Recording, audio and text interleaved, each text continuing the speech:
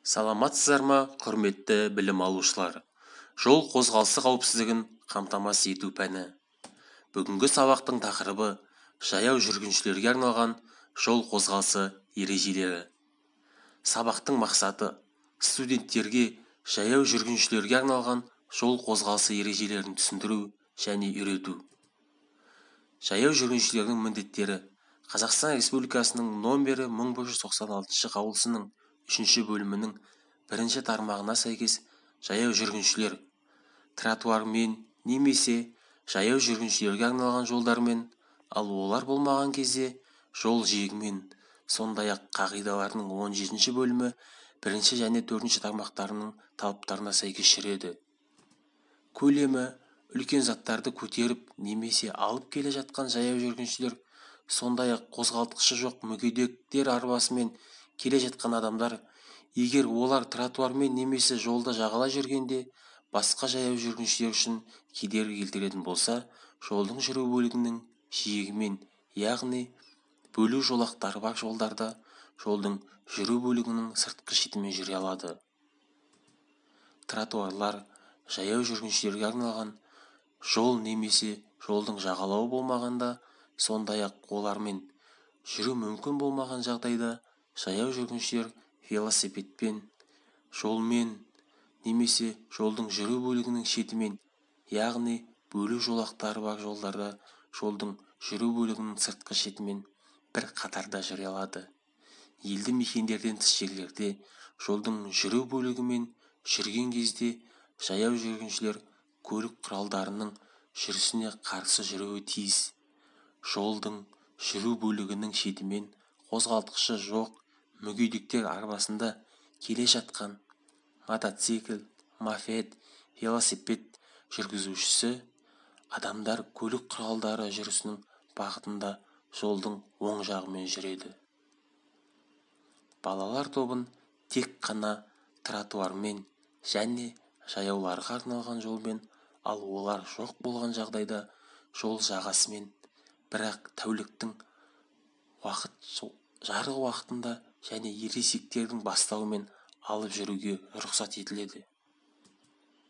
Жаяу жүргіншілер көлік жүретін бөлікті жаяу жүргіншілерге арналған, оның ішінде жер асты және жер үсті өтпелерінен, ал олар болмағанда қиылыстардан, тротуарлар мен жол жағалауы сызығы бойымен кесіп өтуі тиіс.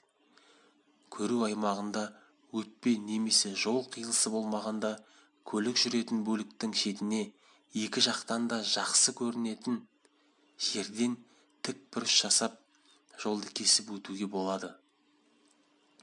Көлік жүретін бөлікті елді мекенінде бөлу жол жолағы болған кезде, сондай-ақ жаяу жүргіншілерге немесе жол қоршаулары орнатылған жерлерде кесіп өтуге тыйым салынады. Қозғалыс реттеліп тұратын жерлерде жаяу жүргінші реттеушінің сигналын, ал ол болмағанда көлік бағдаршамын басшылыққа алады. Жарқылдайтын көк маягы бар және арнайы дыбыс сигнал іске қосылуы көлік құралы жақындаған кезде жаяу жүргіншілер жолдан өтпей тұрады. Ал ол жол үстіндегілер осы көлік құралдарын жол беру және мүмкіндігіне қарай көлік жүретін бөлікті босатуы тиіс. Ал енді балалар, тақырыбымызды сұрақ-жауап күйінде жалғастырсақ. Жаяу жүргінші жолмен жүрген кезде қай жағымен жүруге тиіс? Әрине балалар, жаяу жүргіншілер жүргінші жолмен жүрген кезде оң жағымен жүруге тиіс. Жүргіншілерге велосипед жолымен қозғалуға рұқсат беріле ме? Жаға жол немесе жолдың жиегі болмаған жағдайда кез келген жаяу жүргіншіге велосипед жолымен жүруге рұқсат етіледі.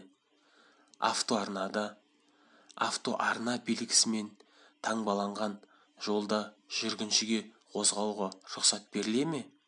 Мұндай автомагистральдарда жаяу жүргіншілердің жүруіне болмайды. Интербелсенді тақтада жүргіншіге көшені егер жүргінші өткелі жоқ болса кесіп жүріп өтуге рұқсат беріле ме? Әрине, кез келген жаяу жүргіншіге өткелі жоқ көшеден өтуге болмайды. Ол үшін жақын жағындағы көше қиылысына немесе жаяу жүргінші өткелі деген белгі орнатылған жерге дейін барып, арнайы өткелден өтуі тиіс. Интербелсенді тақтада жол бойында өсіп тұрған бұта несімен қауіпті? Жол бойында өсіп тұрған бұта немесе ағаштар тасасынан жаяу жүргіншілердің шығуы өте қауіпті. Жолда келе жатқан машина байқамай немесе тоқтап үлгере алмай жүргіншілерді қағып кетеді және сондай жағдайларда кездеседі. Интербелсенді тақтада жаяу жүргінші тоқтап тұрған екі автомобильдің арасынан жолды кесіп жүріп өтуді бастағанда қандай сақтық шараларын қабылдауға тиіс?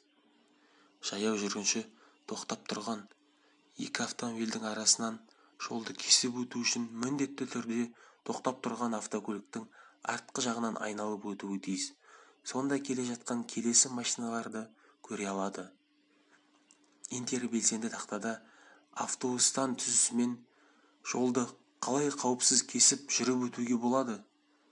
Автобустан түсісімен жолды қауіпсіз кесіп жүріп өту үшін қалада болса, қиылысқа дейін сыртта болса, автобусты артқы жағынан айналып өткен дұрыс.